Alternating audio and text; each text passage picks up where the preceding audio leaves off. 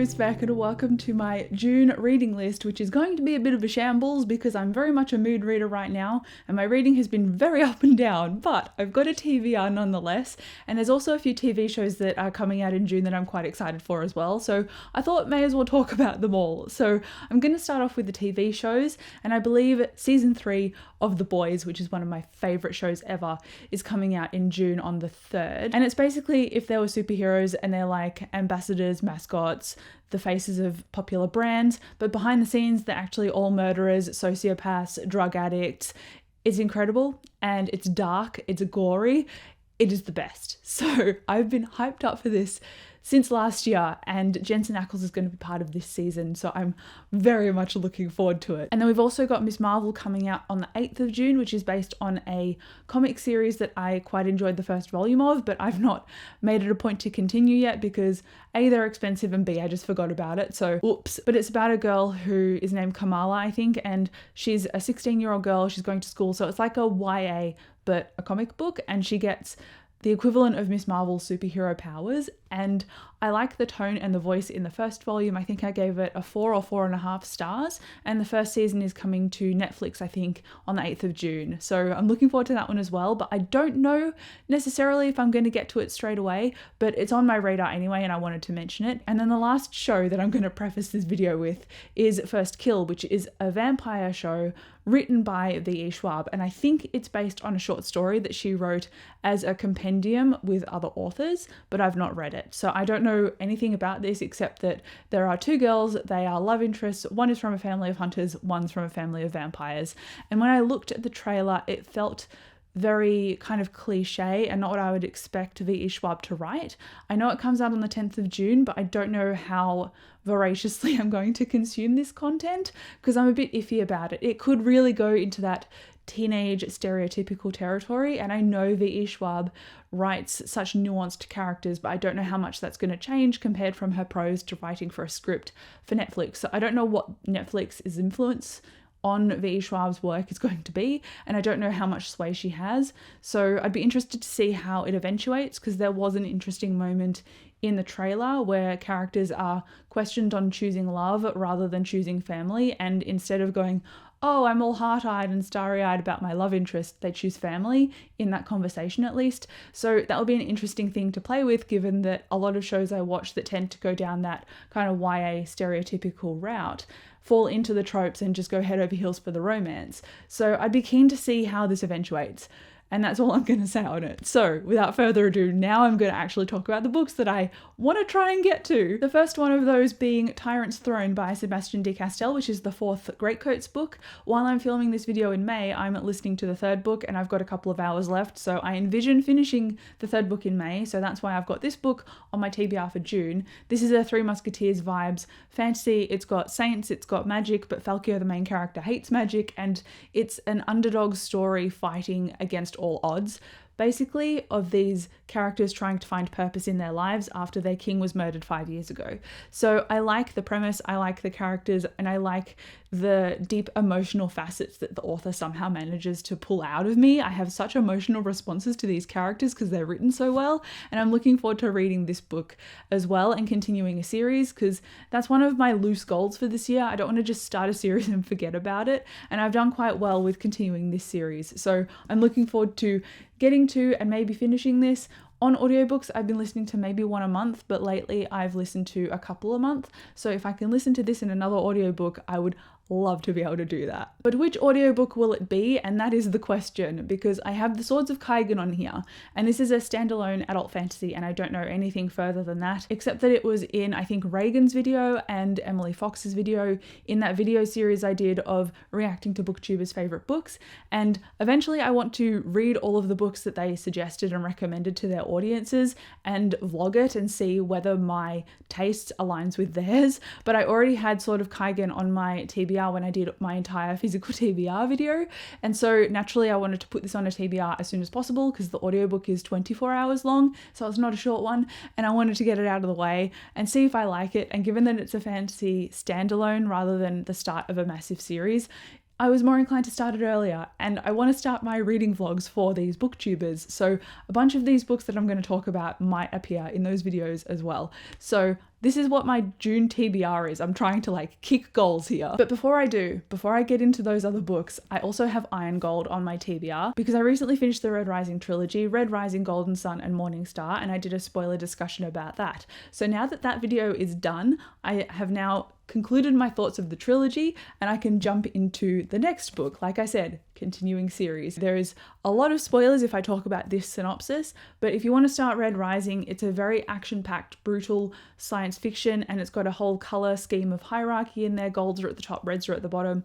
Darrow is our red, and something tragic happens to him at the beginning of Red Rising, and that pushes him to join a rebellion against the Golds and overturn the entire color hierarchy. And I love the sci-fi almost Hunger Games aspect of the first book. It gets very brutal and very idealistic and really looks into people's psyches and what it means to be human and what your connections are like to people and how you need to trust. And I really like the themes in the books. And so that's why I'm really excited to reread this one. But I also have a little bit of trepidation because I didn't love this and its sequel as much as the Red Rising trilogy when I first read it.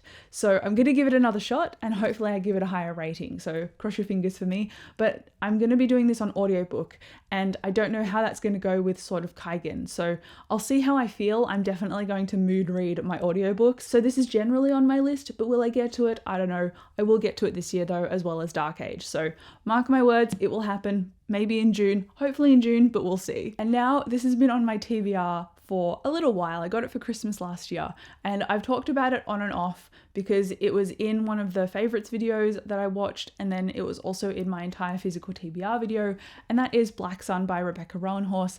And this is a series that I don't know anything about except that the sequel to this book came out about a month ago. So if I want to start the series, I'm choosing a good time because the sequel's already out. So I'm really hoping that I like this. I think it's fantasy, even though the cover looks like a science fiction, and that's all I know about it. So I'm sorry in advance. I'll link the GOODREADS description for it down below because this is a useless synopsis, but it's on my TBR. I've seen hype for it. I've seen good reviews.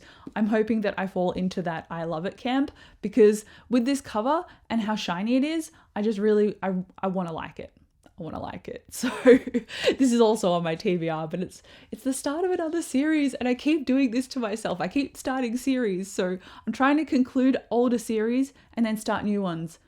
I don't know how I'm going to go, but I'll try. And now, more series. This time I'm continuing rather than starting a new one though. And it's the third book in the Expanse series, which was on Reagan from Peruse Project's favorites video that I want to vlog about. So I was continuing this series anyway, and I just happened to get lucky because Reagan loved this book last year. And so I was like, well, I already own it. So that is very coincidentally a nice thing to happen to me. I don't have to purchase another book for my TBR like I did with a few of the other things on my TBR list today. So I'm trying to avoid the word expansive, but it's really hard to because that's what this series is. It's a massive, expansive science fiction series that has kind of world-based politics and different factions and different societal influences with its characters, but it's also got this core of James Holden or Jim Holden and his kind of crew and the people that are close to him. So it's them trying to survive in the midst of political scandals and potential war and this virus, and it's really interesting and very fast paced, although they are quite long books. And the first two books, while I really enjoyed them, it took a while for me to get into them just because they were so dense.